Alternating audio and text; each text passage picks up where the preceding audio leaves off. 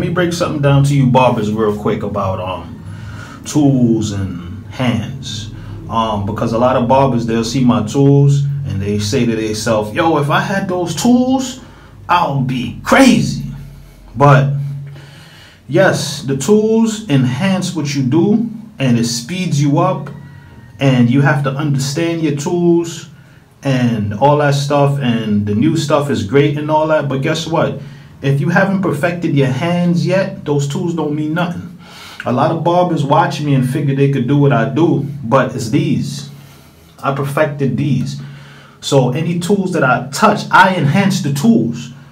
You can't go out and buy tools and become a barber. You have to perfect your hands to become a barber. It's not what you use, it's what you are. So when you get those tools, they will enhance your hands, but your hands is what makes the tools. You understand what I'm saying? When I became a barber, I was working for a shop called Hairline Protectors. Shout outs to Devon, because he's the one that gave me my first chance in the United States. Although I already knew how to cut, I thought I knew how to cut, but when I became a professional, I used to watch him and I said to myself, yo, if I had those sharp ass clippers, I'd be nice with it. You know? And so I started sharpening my tools, right? And when I got the tools sharpened and I started using them, I was cutting people up because they was too sharp for my hands and for my eyes. So my hands and eyes had to coordinate and then use those tools. I had to learn. You have to learn first before you get the tools. All right? Because you could get all the tools in the world and you're going to be messing people's hair up. I don't care what you say.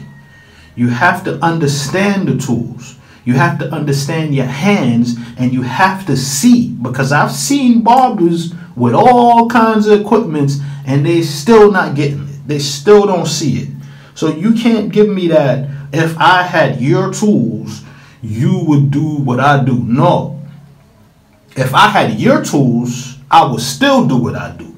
It'll probably take me a little longer because I have to adjust to your tools. You have to understand how to adjust to tools and adjust to what you're using and to what you're seeing and to what you're feeling.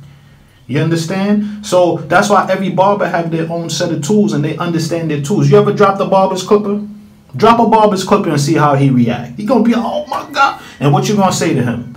Yo, I'll get you a new one. And he's gonna say to you, no, man. You can't just get me a new tool. Because guess what? He honed that tool. He groomed it. He adjusted it. He made the blade a certain way. He had to wait for the blade to pop off. Like, you don't just get good tools sometimes. But he understands that. The new person don't understand that. So they're going to come and say, oh, I wish I had these tools. You can't just pick up anybody's tools and use them, because you have to understand. Like, I tell barbers, yo, you can't just use my tools like that. They're kind of sharp. And they say, all right, I got it. I'll feel it on my skin and boom, boom, boom. My hands know my tools. I watch barbers cut. Some barbers press hard. Some barbers are light with their hands. Some barbers are fast. Some barbers are methodical. Some barbers are very deep. It depends on the barbers. Every barber is different. So you can't say what tools they should use or what tools. That's why I don't come on here and sell nothing. I want you to figure out what you are first before you pick up any tool.